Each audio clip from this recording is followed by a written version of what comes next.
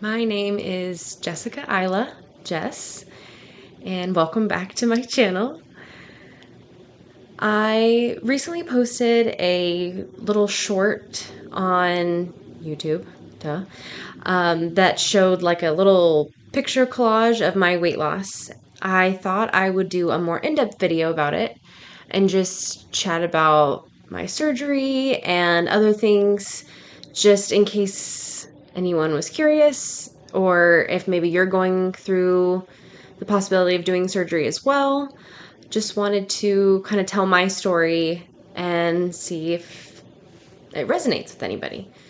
Yeah, but I guess disclaimer before I start. I recognize that weight loss surgery is not for everybody, and not everyone agrees with it as well. This was a personal choice. I did this due to being very unhappy with my weight, but also just internally. I just did not feel like myself, and I just felt very detached from who I was, and my weight was a big part of that. And so I chose to do this and use it as a tool.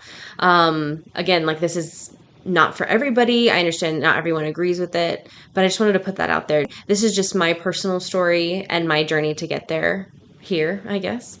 And so I just thought I'd tell it. I guess we'll jump right in. So, since I was like an adolescent, I've always been chubbier than my friends, I would say. Not like, well, I don't want to say crazy, but, relatively like a little bit larger than other girls my age. And that kind of grew and grew. And as I got older, I just pretty much just like steadily but slowly like gained weight over time. And then really, when I look back at photos, I noticed a switch in about 2015-ish, 2014. At that point I really hit like a peak and fell over the other side, and I just really spiraled down. And when I look back at photos from that time up until my surgery, gosh, I just, not only do I see someone who to me is just so out of their body, I was just so unhappy. And it just, yeah, I don't even know how to describe it. Like, the feeling that I have when I look back at stuff now, it's amazing. Like, the difference. But anyway, so in May of 2021, I had to fly to California, and I was so uncomfortable during that flight. I had to ask for a seatbelt extender. I was just physically uncomfortable sitting in the seats, and it was just kind of like a physical and real representation of how I was feeling, like, in my own body. And I had family members who noticed, like, just again, like, how unhappy and like that I was struggling essentially. And so I was very lucky that I have parents who saw that, and they asked me what they could do to help essentially. And I said, this is a tool that I've looked into and I think that I could really benefit from.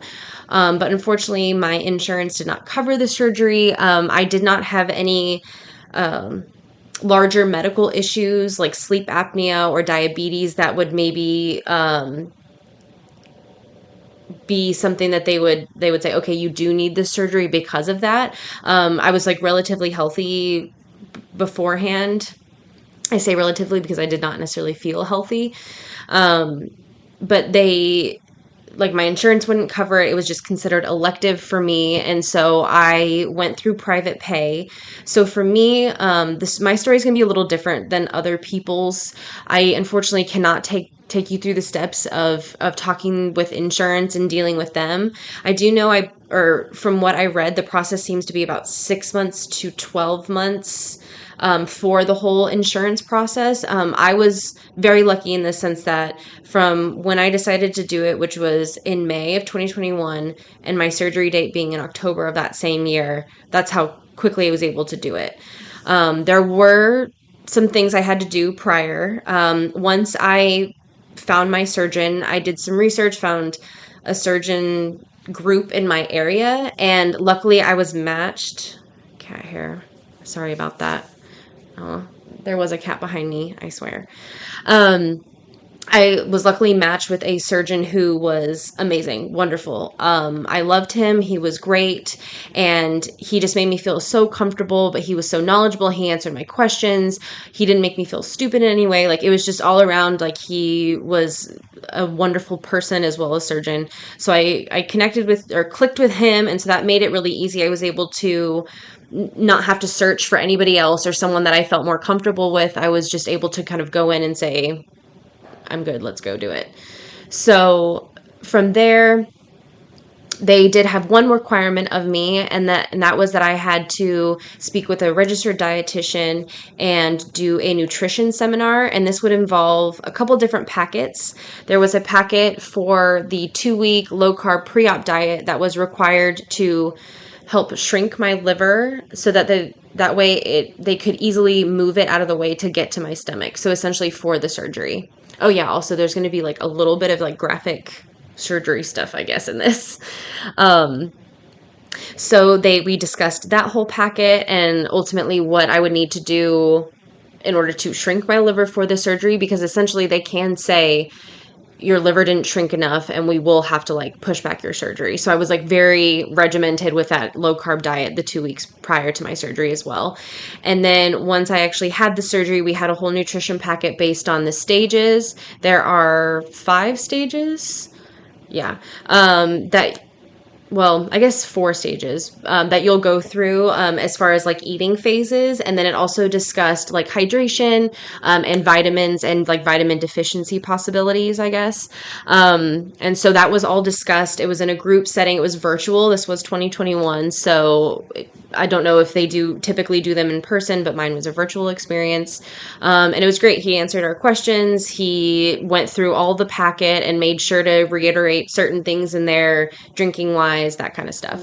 That all proceeded. I was able to go in, pretty much book my surgery, and my surgery was scheduled for October 8th of 2021. Let's talk numbers. I know numbers are a big, I don't want to say selling point, but like pushing point with people. They want to know what you started at, what you ended with, how much you lost. And I get it. My highest weight, which was pretty much right before my 2-week pre-op diet, was 325 pounds.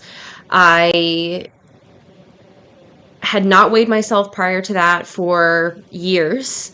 The last time I really remember weighing myself was when I was at 250. So I'm not exactly sure what point I went from that to 325, but I didn't want to look at a scale. I didn't want to see a scale. I didn't want to think about it. I didn't even really like looking in the mirror. So a scale was definitely out of the question. But I hit that, and when I saw that number, which again was like right before I started the 2-week pre-op diet, so I was already invested in doing this, I was just like, again, it just reiterated that I was glad I was doing this. I knew I needed this tool. I had tried dieting for years. I worked out 5 times a week. Granted, I don't always eat the healthiest. My big thing would be eating like a lot in one sitting, large portion sizes probably. But it just made me realize, wow, like for me, this was the right decision. So hit 325, pre-op diet. This was hard. I downloaded an app. I had seen it on this online support group I was on Facebook because I wanted to join something, knew I couldn't really do it in person, and so I just joined this like state-based one, and it's been helpful. I really don't post a lot on there. I've posted a few things here and there, but since my experience was pretty smooth, like I just find a lot of people on there are asking more questions about things going wrong than anything else. So I've posted like a couple photos and like that kind of thing, but other than that, I haven't really shared too much just because I feel like I haven't been able to, or I feel like my contribution really doesn't matter that much, but I guess with this, I'm trying to change that a little bit. So I had seen this app kind of listed on there, people using it, called Baritastic, and I downloaded it, and that was when I started using it, was when I started the 2-week pre-op diet. One of the requirements of that diet is you can eat no more than 30 grams of carbs in a day, and for me, that was insanely low. I mean, I know for most people it's insanely low, but like I love carbs. So that was like a really difficult transition for me. But I use that. Do you guys realize how many carbs are in vegetables? I mean, it's shocking. I mean, not really, but at the same time, it's like six Brussels sprouts. I was like, dang, 12 carbs or whatever, when you can only have 30 in a day. It was like taking up much more than I realized, you know? It's like the things you realize when you actually start like putting things into apps and stuff. But anyway, so I was able to get through that, stuck with the low carb. Again, I was very adamant that I was going to stick with it because I didn't want to do anything to actually jeopardize having the surgery that day. Like I was afraid they were going to like go in, open me up, and then be like, oh, her liver's huge. We can't do the surgery today. So I really stuck with it. And within that time frame, I actually lost about 20 pounds. So I went into my surgery with a surgery weight of 306 pounds, which for me was amazing. The fact that like I had lost that much in that short of time just by doing a simple thing, by like cutting out that many carbs, which again, or not again, but like I have to say that carbs are not the enemy. Like we do need carbs. It's just I was probably eating tons and tons of carbs a day. I mean, they were like the main source of every meal that I was having. So it's just moderation, you know, just like we just need to balance. That's going to be a big word for me in this video. Balance is because that's what I'm really trying to do now. But we'll get there. So October 8th, had the surgery at 306 pounds. Surgery goes well. It's about an hour and a half, or it was for me. To be honest, the worst part, beforehand, they come in, obviously they're, you know, giving you tons of pills and they're prepping you and everything, but you have to wipe yourself down with this like really sticky decontamination like towel thing, and or like antimicrobial whatever, and it is so sticky and you just feel so uncomfortable. And then you're in a hospital gown, you're wearing these like ugly compression sock things, like everything is just sticky and gross. It was not a good time. But yeah, so I got wheeled into surgery. It was an hour and a half. They take you out to the recovery room after. My first initial thought was that my chest was on fire. All the gas pressure and pains come up from your abdomen area into your chest area when you have surgery. Oh yeah, I guess I should say I had gastric sleeve surgery, which is where they remove about 70% of your stomach, like the kind of crescent shaped moon outside. And so I'm left with about 30%, and it's more of like a small tube now, like straight down to my intestine. And with gastric sleeve, they say that the excess fat loss that you have tends to be 60 to 70%. With bypass, it is a little higher. I believe it's 70 to 80. But just again, given that I didn't have any like large health precursors to having the surgery, my surgeon and I agreed that like I would fare really well doing the sleeve. So that's the one we chose. Between, you know, again, like my health prior and what I knew I could do after. And so everything really went well. They only put in, it's a laparoscopic surgery, so they go in with machines and lasers basically, but they put 5 small incisions on your stomach. And then there's one that's a little bit larger, and that's where they actually remove the stomach through. They pull it out of that. So that one's a little bit more tender, and it's a little bit larger than the other scars as well. The other ones are pretty small, like they're really not that big, and mine are pretty like not visible anymore. I can see like faint scarring, but not really. And I think it's just mostly noticeable because like I know it was there. Like I know that you know that they know, you know? So got discharged that same day. Once I got back to my room, they basically just I rested for a little bit. I was kind of in and out of sleep. And then once I was kind of like mostly up, they had me walk the length of a hospital corridor to make sure that I could walk and that, you know, my breathing was okay. They had me breathe into one of those like funny little tube things that you end up taking home and using because they want to get the gas pains out of your chest. And I was able to do the walk. And I think I was home by like 6:30 that night. And my operation was at noon. So that'll tell you. Some people do have to stay over. Some people like to, and they did offer that to me, but I felt more comfortable going home, and I was surrounded by my family. So if something were to go wrong, like I knew I had a ride over to the hospital, you know, any time of the day or night. So I wasn't really worried about that. Again, very lucky and privileged for for the experience I've had, just through everything with my family, through, the whole support system I've had. So I've been very lucky. I know not everyone has that experience. So that's why I'm here too. So if like you don't have people in your life who don't necessarily understand, you want to talk to somebody about it, let's talk about it because I get it. It's a big thing. It's like a life-changing event. Moving on to my after surgery experience, I guess. I took off about a week from work. I had the surgery on a Friday. I took off the whole next week and then I went back the Monday. I was a little fatigued, but I do have like an office desk job. So luckily I didn't have to do a lot of like physical labor. I would see if you do work on your feet all day, like how it could be pretty exhausting.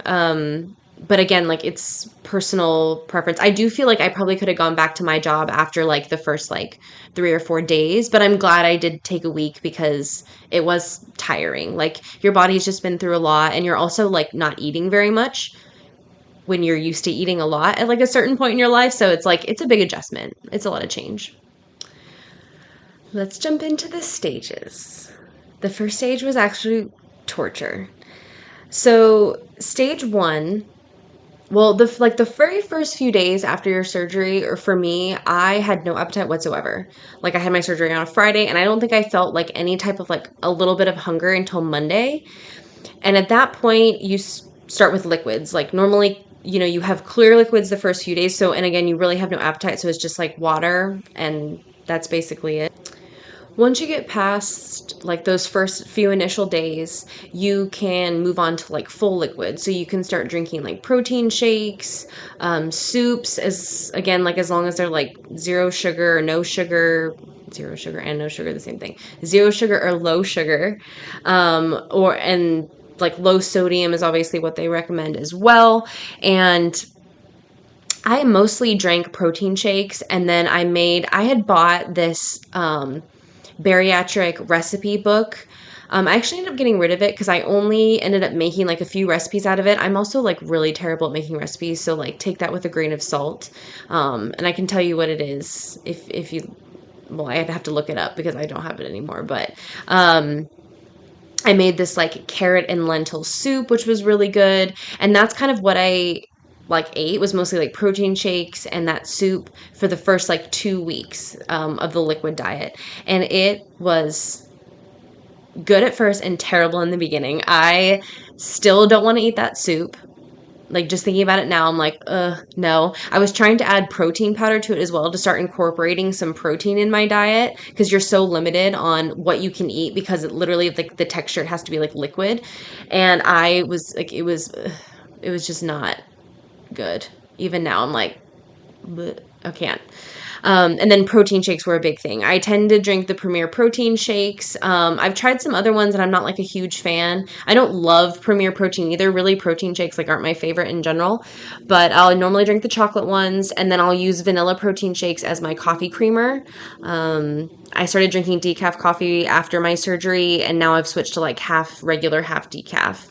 So that's how I kind of get away with that because I know, with caffeine being a thing for people, I just try to make sure I'm like always drinking water. I always have some type of like water cup or bottle near me, my emotional support water bottle, always with me.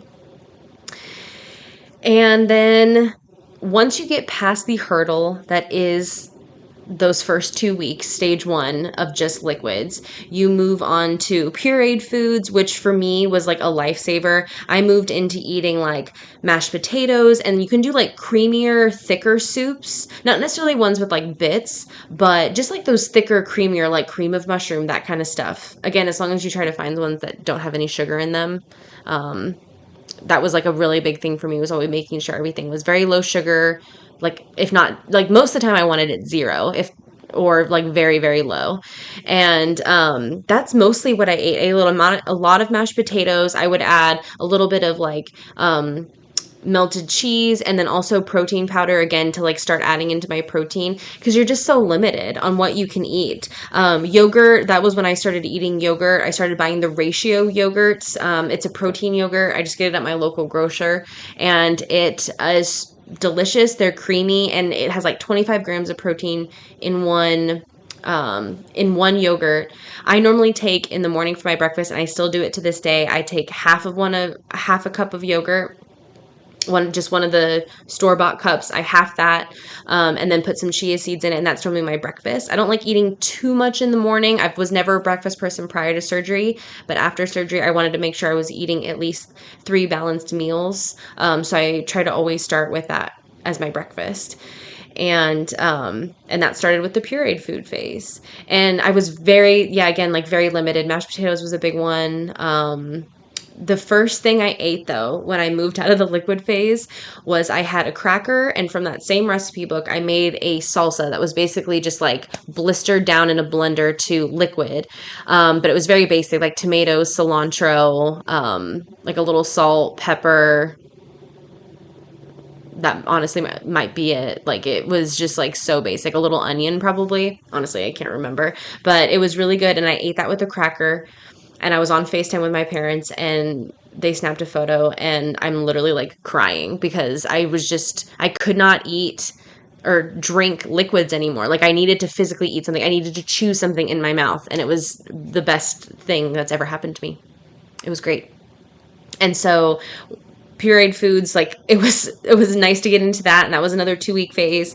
From there you go to soft foods, so I started eating things like eggs, soft cheeses. You can do soft fruits, nothing like too hard, or with like or they recommend removing the outer skin as well, just because that tends to be harsher and more fibrous, harder to digest, if I could speak.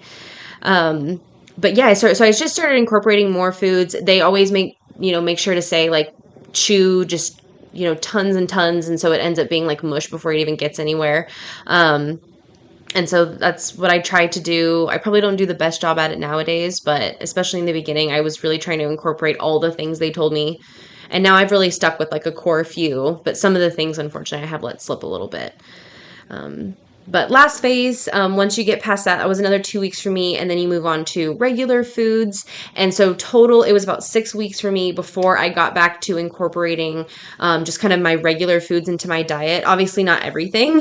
I was really limiting like fried foods. I probably still ate a little bit here and there, like maybe if it was like fried cheese or something that had like a protein incorporated into it, because I was very big on the protein first rule that was told by my surgeon to me that I had to follow was, when you're making your plate, always focus on protein and then like veggie and then carb last.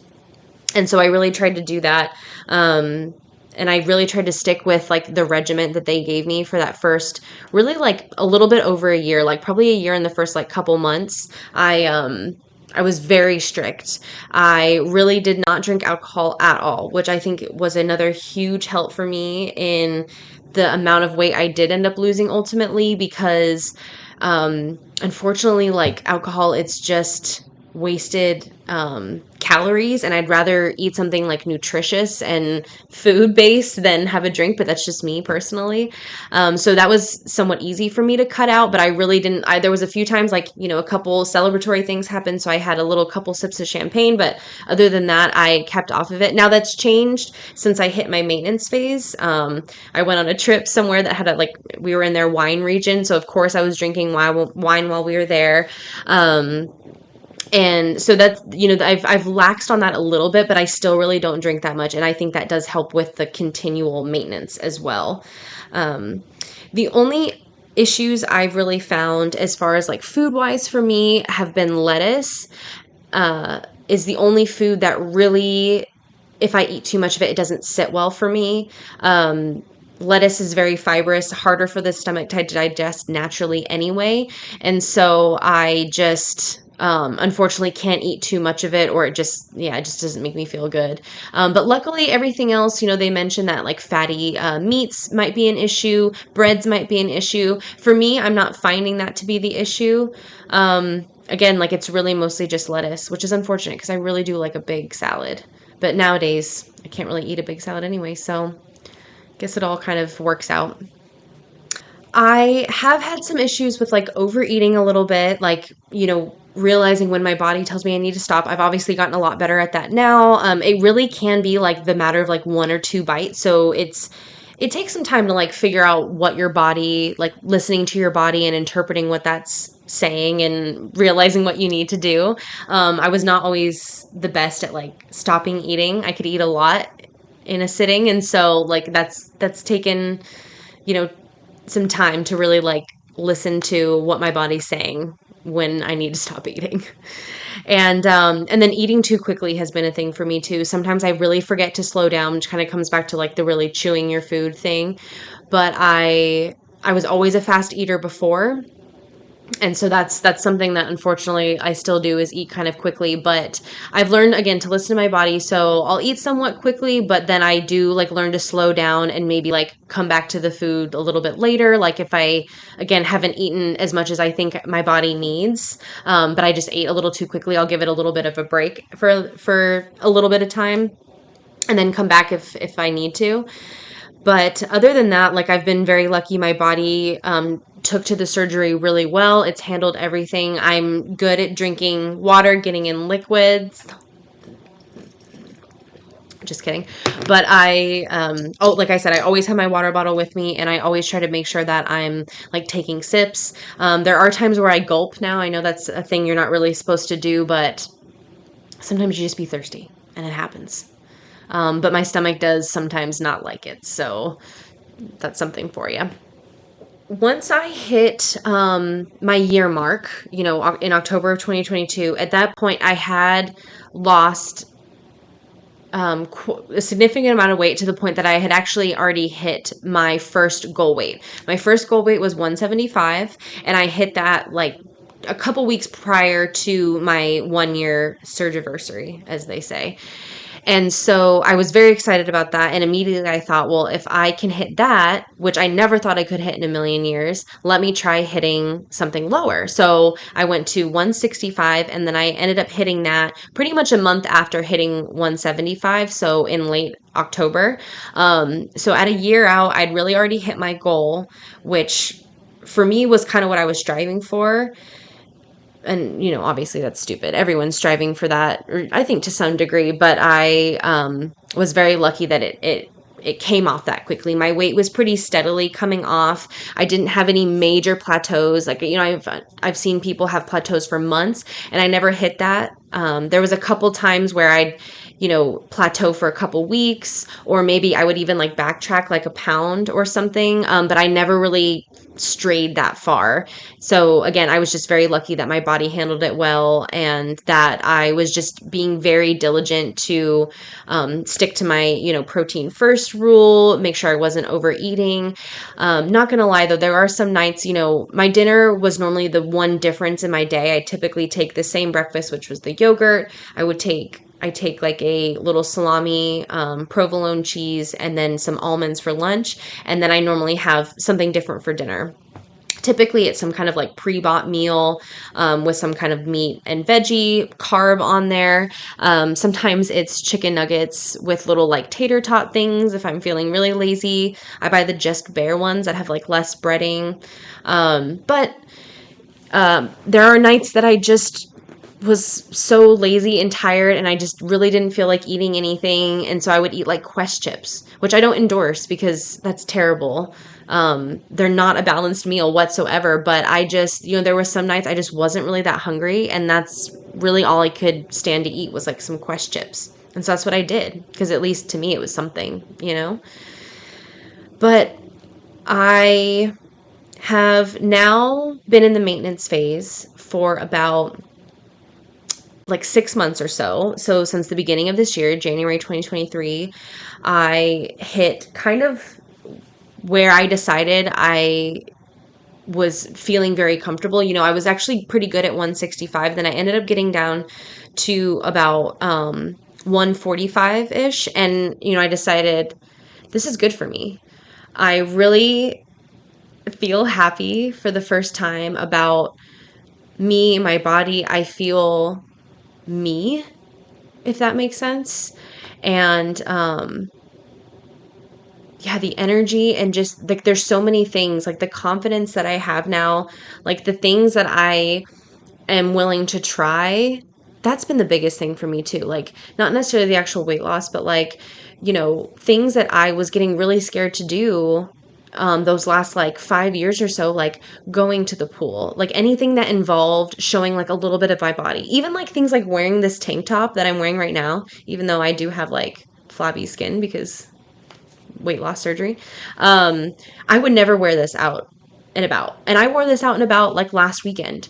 So that just shows you like the confidence that this has given me is along with so many other things just for my health. And again, I was not doing well, and I think this was just what I needed, and it's worked really well for me. So and I know not everyone can say that. Like, unfortunately, there are some stories that just, this like it does the opposite for them. And that sucks so bad because I've had such a great experience with it, and it's done exactly what I needed it and wanted it to. So I can't imagine like counting on this and then it not. So if that's happened, I'm so sorry. Like, that's just the worst. Ugh, I'm so sorry. But anyway, I guess we'll round this out with so I'm now maintaining at pretty much like between like 145 and 150. I did hit a low at like 139. And at that time, like I was traveling and I did a lot of like hiking and stuff. And even though I was drinking a lot of wine at the time, I'm assuming it's because I was exercising more than I typically do. Pretty much my exercise is walking around. I'm not like a huge exercise person, and so if I do make myself do something, like I just go for walks. But that worked for me. I did that after I had my surgery too, and I found that that really was helpful. It got my body moving, and I just doing something because I'm really not a gym person.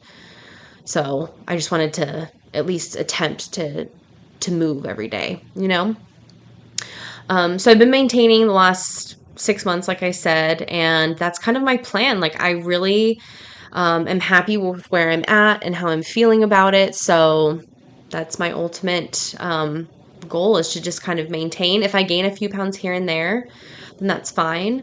I do weigh once a week, and I stick to that once a week. I don't want the number on the scale to be my main focus. I just want to make sure I don't slide back into old habits without realizing it. So I do have like a Bluetooth scale that connects to an app, so that way I can at least track like, how I'm doing and make sure I'm not, again, sliding back into old habits and getting back to where I was. But at this point in time, obviously this will be an approximation, but my total weight loss is 175 pounds. And I'm really proud of that.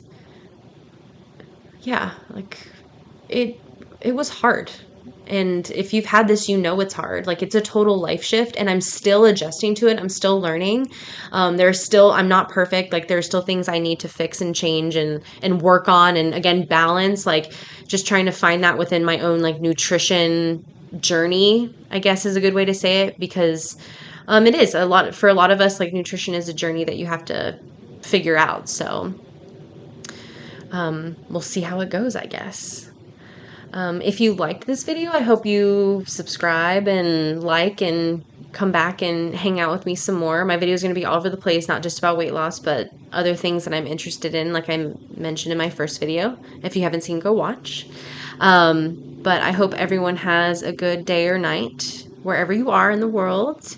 And hopefully I'll see you in my next video. All right. Bye.